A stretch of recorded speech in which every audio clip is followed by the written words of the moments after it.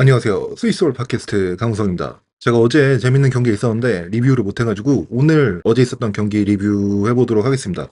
어제 NBA에서 가장 핫한 두 팀이 많았죠. 공교롭게도 제가 에피소드를 만든 가장 최근 두 개 팀, 클리브랜드와 골든스테이트가 만났는데 핫한 팀들의 경기니까 한번 얘기를 해볼까 해요. 원래 이 경기도 이 경기 결과와 상관없이 원래 커버 안 하려고 했거든요. 왜냐면 바로 직전에 커버했던 팀이고 또 저는 피닉스 얘기를 진짜 한번 하고 싶었거든요. 그리고 어제도 피닉스랑 댈러스가 아주 재밌는 경기를 해가지고 그 얘기를 할까 했는데 제가 지난번에 골든스테이트 얘기하다가 골든스테이트를 보는 이번 시즌 골든스테이트의 문제점 한계에 대해서는 지난 경기 리뷰 때 얘기를 안 했어요. 이긴 경기에서 뭐 이런 약점 얘기를 하는 게 조금 뭔가 타이밍이 안 좋은 것 같아서 좀 진 경기에서 얘기를 하려고 했는데 마침 또 어제 크게 져가지고 골든스테이트의 그런 얘기를 이번에 한번 해보려고 클리브랜드 골든스테이트 경기를 리뷰하려고 합니다. 또 이 경기에서 어떤 흥미로운 체스 무브들이 있었는지 한번 얘기해볼게요. 어제 경기는 클리브랜드가 왜 NBA에서 지금 가장 핫한 팀인지, 왜 무패 행진을 달리는지, 그리고 좋은 감독이 어떻게 팀을 잘 바꿀 수 있는지를 보여준 경기라 생각해요. 클리브랜드가 전반에 83점,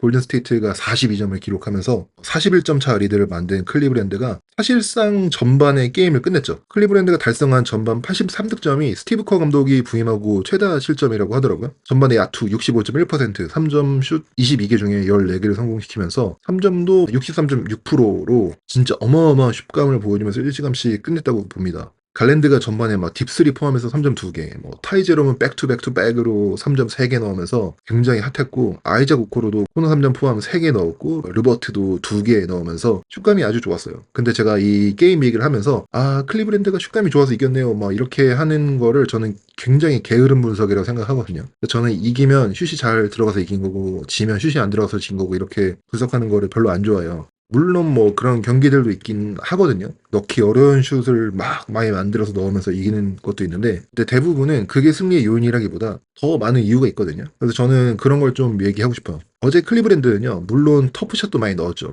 골든스테이트 선수들이 로테이션 돌고 막 컨테스트를 잘 나갔는데도 막 3점 들어가고, 갈랜드는 트랜지션에서 딥3도 넣고요. 근데 이 경기에서 클리브랜드가 가져간 와이드 오픈 3점 슛이, 그러니까 가장 가까운 디펜더가 6피트 이상 떨어져 있는 경우, 1.8m 이상 떨어져 있는 경우를 와이드 오픈 샷이라고 하는데, 이 경기에서 24개의 3점 와이드 오픈 찬스가 났어요. 이 중에서 13개를 넣어서 54.2%의 성공률을 보여줬거든요. 3점 슛을 와이드 오픈에서 50% 이상 넣는 거는 NBA 선수들이면 충분히 가능합니다. 좋은 넘버긴 한데 이게 막 비정상적으로 잘 나온 건 아니거든요. 거기다가 클리브랜드가 좋은 슈터가 많죠. 그러면 이제 저희는 왜 와이드 오픈이 많이 생겼나를 봐야 되죠. 이 세 가지 부분에서 제가 클리브랜드가 이긴 이유를 분석해 봤는데요. 첫 번째는 트랜지션입니다. 제가 올해 클리브랜드가 가장 달라진 것 중 하나가 트랜지션 관련 지표가 모두 올랐다고 했죠. 이거는 제가 저번에 자세하게 올 시즌 클리브랜드가 변화된 점을 분석한 영상이 있어서 길게는 얘기 안 하겠지만, 현재 리그에서 세 번째로 상대방의 턴오버를 많이 유도하는 팀이고, 그 이후에 빠르게 공격 전개해서 트랜지션을 득점을 많이 하고 있는 게 올해 클리브랜드거든요.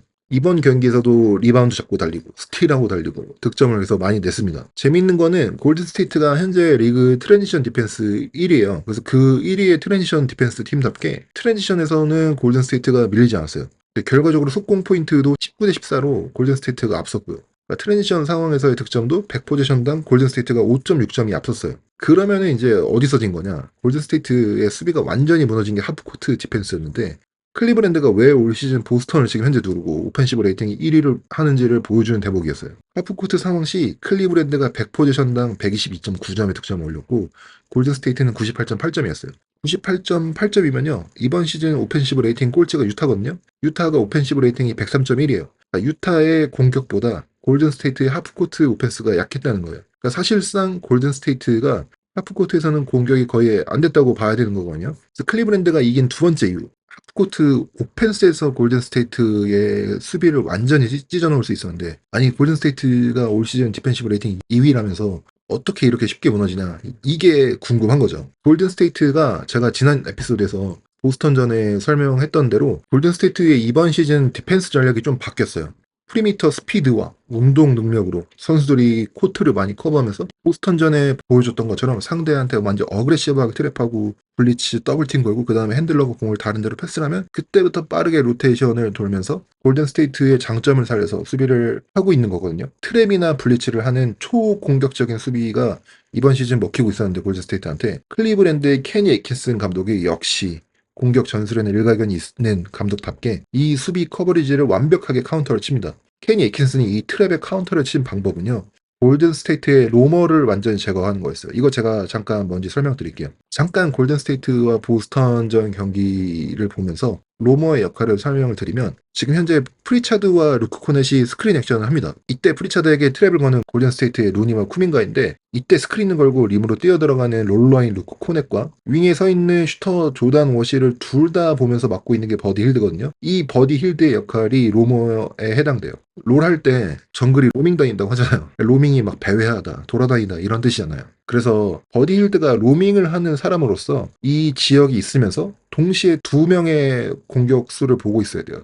들어오는 스크린 롤러도 태그하면서 만약에 공이 밖으로 빠져나가면 그때 다시 클로즈아웃을 나가면서 이 로머가 우리 수비가 트랩을 걸고 그 다음에 다시 복귀해서 로테이션을 돌 수 있을 동안 시간을 벌어줘야 되거든요. 그 잠깐 동안 시간만 벌어주면 되는데 이 보스턴과의 경기 장면을 보면 이런 상황이 되게 많이 나오는데 결국에 이 로머가 성공적으로 두 명을 순간적으로 짧게나마 방어함으로써 골든 스테이트의 수비가 결과적으로 다 복귀할 수 있고 그 다음에 이 공격적인 수비가 통하는 거거든요. 이 클리브랜드의 케니 애킨슨 감독은 이 로머를 어떻게 제거해야 되는지를 알고 있었습니다. 클리브랜드전에서도 골든스테이트가 굉장히 공격적으로 트랩을 거는 수비를 많이 했는데요. 첫 번째 장면 보시면요. 타이제롬과 에반 모블리가 스크린 액션을 하고 골든스테이트가 트랩을 걸고 이때 로머로 디앤서니 멜튼이 자리를 합니다. 근데 이때 클리브랜드는 도노반 미첼이 로머와 같은 포지션에 서 있으면서 에반 모블리가 공을 잡을 때 도노반 미첼이 같이 3점 라인 밖으로 빠져나갑니다. 디앤서니 멜튼이 순간적으로 도노반 미첼의 3점을 막으러 나가고 와이드 오픈에서 에반 모블리가 공을 잡으니까 코너에 있던 모세스 무디가 이거 내가 로테이션 올라가야 되나? 올라가요 로테이션을. 그러자 코너에 아이작 오코로가 와이드 오픈되고 여기서 패스를 넣어주고 오코로가 3점을 넣습니다. 그 다음 장면 보시면요. 다리우스 갈랜드하고 타이제롬이 스몰 투 스몰 스크린 액션을 하는데요. 골든 스테이트가 또 트랩을 걸죠. 이때 버디 힐드가 로머의 포지션에 있는데 스크린을 걸어주고 롤러로 들어가는 타이제롬에게 패스가 오는 순간 로머인 버디 힐드 앞으로 오코로가 컷인을 들어갑니다. 그러니까 버디 힐드가 오코로의 컷인을 커버해야 돼서 그걸 따라가고 타이제롬이 오픈 레인으로 돌파하면서 레이업을 넣죠. 그 다음 장면은 조금 더 복잡한데 제럿 알렌이 약간 스페인 피켄롤처럼 두 번째 스크린을 걸려다가 슬립해서 골대로 들어가거든요. 이때도 보면은 사실은 버디 힐드가 롤링에 들어오는 제럿 알렌이랑 오코로를 동시에 보고 있는 로머의 역할이었는데 오코로가 3점 밖으로 이때 빠져주면서 버디 힐드를 끌고 나옵니다. 그리고 제럿 알렌이 와이드 오픈 레인으로 들어가고 거기에 패스가 기가 막히게 들어오면서 와이드 오픈 덩크를 넣죠. 이런 식으로 케니 애킨슨 감독은 워리어스의 로머를 완전히 아큐파잉 한다고 하죠. 로머를 데리고 가고 로머를 제거함으로써 트랩으로 생기는 순간적인 수비 약점을 극대화시켰어요. 이런 식으로 클리브랜드가 하프코트 오펜스에서는 성공을 거둘 수 있었고요. 세 번째로 클리브랜드의 승리 요인은 하프코트 디펜스입니다. 경기가 시작하자마자 1쿼터에 이미 점수차가 39대 22로 17점 차가 났는데 우선은 골든스테이트의 라인업이 클리브랜드의 수비를 도와줬어요. 스티브 커 감독이 게리 페이튼 2를 선발로 내보내는데 이거는 확실히 수비를 우선시한 선발 기용이거든요. 도노반 미첼한테 앤드류 위기스를 붙이고 다리우스 갈랜드한테 게리 페이튼 2를 붙이면서 우선 수비에서 클리브랜드의 공격을 막고 트랜지션으로 이기겠다가 스티브 커 감독의 생각이었어요. 이번 시즌 내내 스티브 커 감독이 아주 확실하게 말했죠. 골든스테이트는 탑 디펜스 팀이 되어야 된다. 그래서 앞서 설명드린 대로 클리브랜드가 골든스테이트의 하프코트 디펜스를 완전히 무너뜨렸고 수비가 잘 안 되면서 공격에서는 이 수비적인 라인업이 굉장히 경기를 어렵게 했어요. 요즘에 NBA에서 코트에 논 슈터가 한 명만 있어도 그 슈터를 버리고 그 슈터와 매치업 되어 있는 선수가 림 프로텍션을 한다던가 아니면 다른 데 헬프를 감으로써 공격이 더 어려워지는 게 요즘 트렌드거든요. 스페이싱이 굉장히 중요한데 논슈터가 한 명만 있어도 굉장히 어려워요. 근데 골든스테이트는 원래도 항상 기본적으로 두 명의 논슈터를 갖고 게임을 하는 팀이거든요. 드레이몬드 그린과 루니 혹은 뭐 트레이스 잭슨 데이비스가 있으면서 언제나 항상 두 명의 논슈터를 가지고 경기를 하는데 이제 여기에 게리 페이튼 2가 들어오면서 세 명의 논슈터를 플로어에 두고 공격을 하니까 하프코트가 일단은 굉장히 어려워졌죠. 스테픈 커리에게 수비 가중을 더 주면서 골든스테이트의 활용 문제를 완전히 노출시켰죠. 지금 스테픈 커리가 오른쪽 윙에서 액션을 하고 있는데 클리브랜드 수비와 골든스테이트의 스페이싱을 보세요. 게리 페이튼 2와 드레몬드 그린이 3점 라인의 바깥에 있지만 클리브랜드 선수들은 신경 쓰지 않죠. 다 스테픈 커리의 액션이 있는 쪽으로 쏠려 있고 어쨌든 이런 수비를 해도 골든스테이트가 여기에 응징을 할 화력이 없죠. 그리고 이제 제가 이번 시즌 프리뷰 영상에서 NBA는 카피캣 리그라고 했잖아요. 근데 골든 스테이트가 모션 오펜스로 꽤 오랜 기간 리그에서 활약하면서 점점 이 팀의 공략 매뉴얼이 리그에 다 전달되기 시작했어요. 특히 2023년 레이커스와의 플레이오프 시리즈에서 나왔던 골든 스테이트의 클레이 탐슨과 스테픈 커리의 오프볼 무브를 탑 락킹으로 막는데, 이 탑 락킹은요, 탑이 3점 라인 가운데 지역을 탑이라고 하잖아요. 그 탑 지역을 락킹한다, 잠근다. 그래서 탑 지역을 잠근다라는 뜻이거든요. 디펜더가 탐슨이나 커리의 오프볼 무브를 막을 때 탑 쪽으로 서서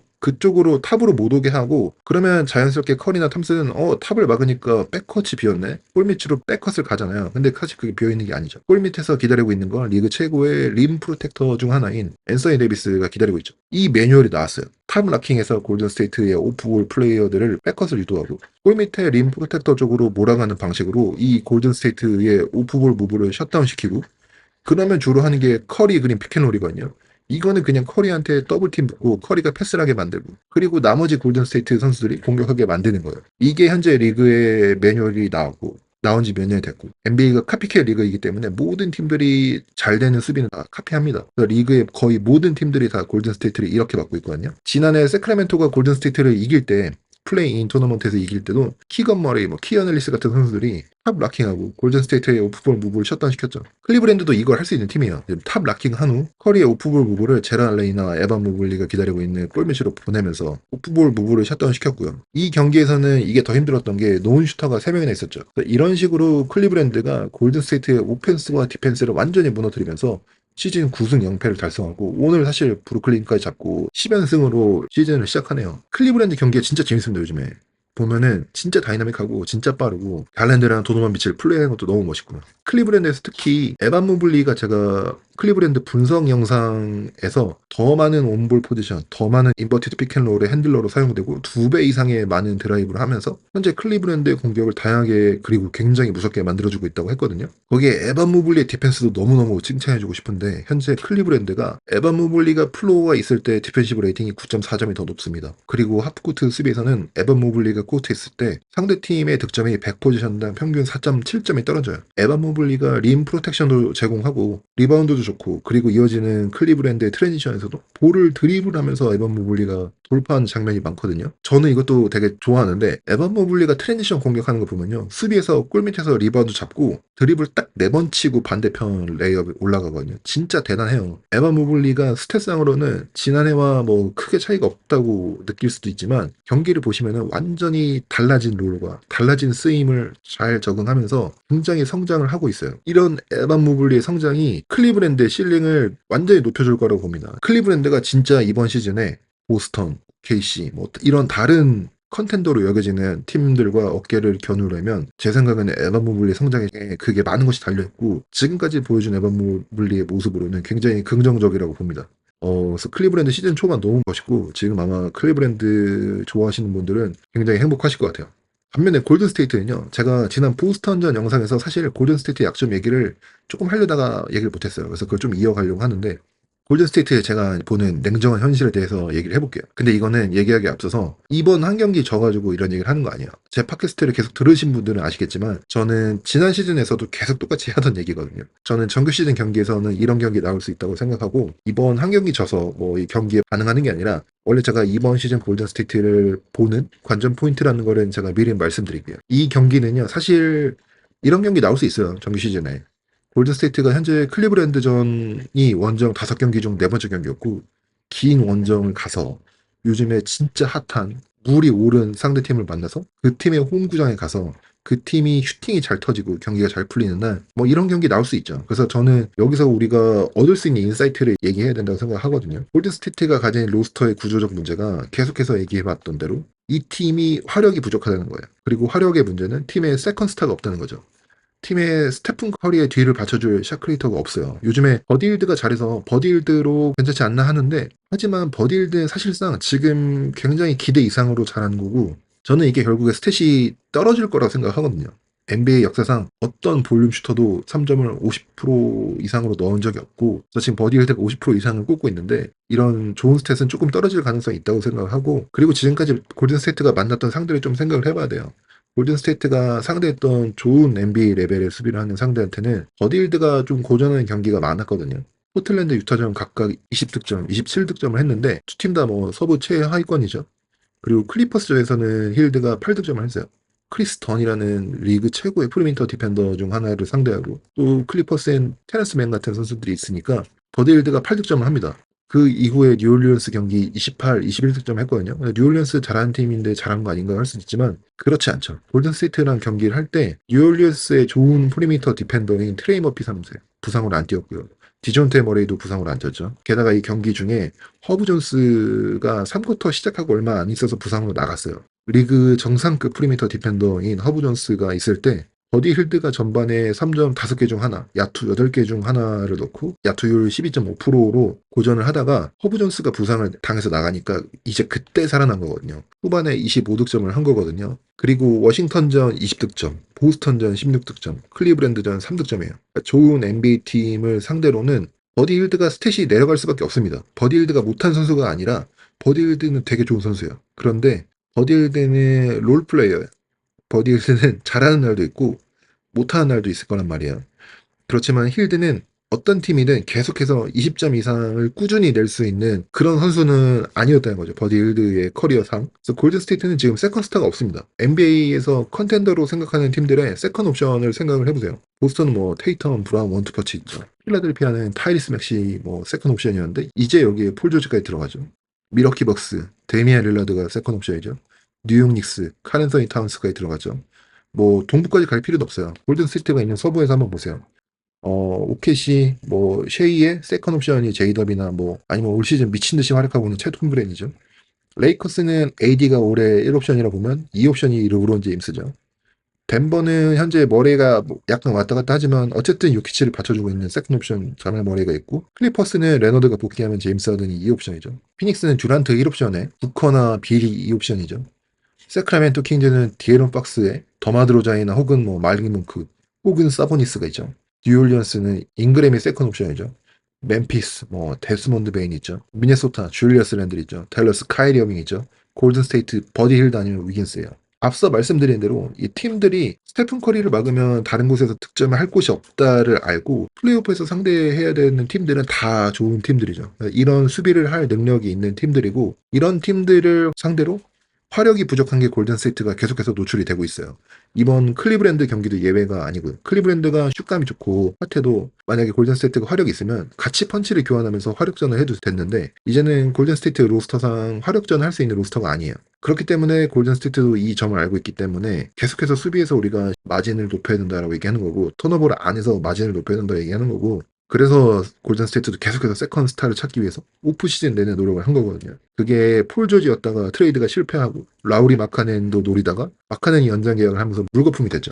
골든스테이트가 이런 빅게임 헌팅을 하고 있다는 게 공공연한 사실이에요. 지난번 영상에서 말씀드린 것처럼 골든스테이트가 약한 팀들을 하고는 승률이 지난해 OKC와 같은데 강팀들하고는 승률이 9승 21패라고 했죠. 결국에 강팀을 만나서 좋은 수비를 맞닥뜨리면 같이 펀치를 날릴 수 있는 화력이 부족해서 지는 경우가 많은 게 지금의 골든스테이트 로스터거든요. 골든스테이트의 벤치 뎁스에 대해서도 얘기가 많잖아요. 리그에서 벤치 득점이 현재 가장 높은 팀이고 13명이나 NBA 팀에서 로테이션에 들어갈 수 있는 좋은 선수들이 있는데 그 중에서도 13명은 진짜 다 쓸 수가 없으니까 12명으로 로테이션을 줄이겠다. 그래서 시즌 초에 린디 오터스한테 스티브 커 감독이 너는 로테이션에 못 들어갈 것 같다라고 얘기했다고 하죠. 골든스테이트가 현재 팀에서 출전 시간이 28분 이상을 기록하고 있는 선수가 없고요. 지난번 보스턴전이 올 시즌 처음으로 팀에서 3명 이상 30분 넘게 출전한 경기가 됐어요. 클리브랜드전도 빠르게 가비지 타임이 되는 바람에 오래 뛴 선수가 없거든요. 이 정도로 벤치가 깊은 팀인데 이게 장점이죠. 제가 말씀드린 대로 올해 골든스테이트는 지난 정규 시즌보다 더 좋을 수 있을 것 같아요. 좋은 선수들이 많고 그리고 결국에 이 에너지에 넘치는 선수들이 정규 시즌 82경기라는 긴 시즌을 치를 때 계속해서 팀을 굴러가게 해주는 원동력이 될 것 같거든요. 그래서 저는 골든스테이트의 저점이 높아졌는데 이 벤치 데스가 굉장히 좋은 역할을 하고 있다고 생각을 해요. 근데 이게 마냥 좋은 게 아니죠. 어차피 플레이오프 가면 스테픈 커리나 드레이먼드 그린, 뭐 앤드류 위긴스 이런 선수들 36분, 38분, 40분까지 뛰게 하고 싶을 거고 다른 롤 플레이어들은 출전 시간이 줄어야 되거든요. 그래서 보통 이제 팀들이 플레이오프 가면 8명, 9명 로테이션을 줄이잖아요. 골든스테이트도 13명의 로테이션을 돌릴 수도 없고 그러면 결국에 8명, 9명 줄일 거란 말이에요. 그래서 저는 이거는 전형적인 트레이드 데드라인 팀의 로스터 유형이라고 생각을 해요. 어차피 우리 팀에서 안 쓰게 되는 리소스를 모아서 필요한 리소스를 갖고 오는데 써야죠. 어차피 나중에 로테이션 못 들어갈 것 같은 선수들 3, 4명 혹은 5명 모아서 진짜 확실한 이 옵션을 데려와야 되거든요. NBA 시즌이 길고 팀마다 상황에 따라서 어떤 일이 발생할지 모르고 그거에 따라서 그 상황이 굉장히 빠르게 변하거든요. 그래서 저는 골든스테이트가 지금 굉장히 리그를 주시하면서 이런 기회를 노리고 있다고 봅니다. 물론 골든스테이트가 노려야 되는 게 롤플레이어가 아니라 2옵션급 스타라서 트레이드 자체가 굉장히 힘들긴 하지만 지난해부터 꾸준히 골든스테이트가 빅게임 헌팅을 해왔죠. 파스칼 시아캄 얘기도 있었고 르브론 제임스 트레이드 노린다는 얘기도 있었고 이번 오프시즌도 계속해서 누군가를 노렸고 그래서 지금도 계속해서 노리고 있다고 봐요. 어떤 일이 발생한지 모르겠지만 뭐 예를 들면 밀워키 벅스가 올 시즌 굉장히 안 좋게 흘러가고 있죠. 저는 개인적으로는 야니스가 올 시즌에 트레이드 요구할 거라고 전혀 생각하지 않아요. 그럴 일은 전혀 없다고 생각하는데 예를 들면 막 야니스가 트레이드를 요구했다. 그러면은 이제 골든스테이트가 3, 4명 4명, 뭐 5명 셀러리를 모아서 야니스 데려오면은 여전히 9명, 10명이 로테이션에 들어갈 수 있는 선수를 보유한 투톤 로스터를 가지면서 커리 외에 샤크레이션이 되는 플레이어가 있는 팀이 되거든요. 그래서 이런 일은 일어나기 힘들긴 하지만 어쨌든 이런 류의 트레이드를 계속해서 노려서 세컨 옵션을 데려오고 그리고 이제 스테픈 커리가 슈퍼스타 레벨의 플레이를 하면은 이 두 가지를 다 만족을 시키면 시즌 컨텐더가 될 텐데 이 두 가지 중 하나라도 만족을 못 시키면 컨텐더가 되기는 좀 힘들지 않을까 생각하고 있습니다. 네, 그래서 이 오늘 에피소드는 여기까지고요. 저는 또 다음 경기 리뷰로 돌아올 텐데 또 내일 경기가 OKC 골든 스테이트가 있어요. 그래서 이거를 또 커버하면 너무 골든 스테이트를 사면서 커버한 것 같아서 좀 걱정이긴 하지만 또 두 팀이 지금 서부에서 강팀들이라 재밌는 경기가 될 것 같거든요. 네, 오늘도 들어주시고 시청해주셔서 감사합니다. 저는 다음 에피소드로 돌아오겠습니다.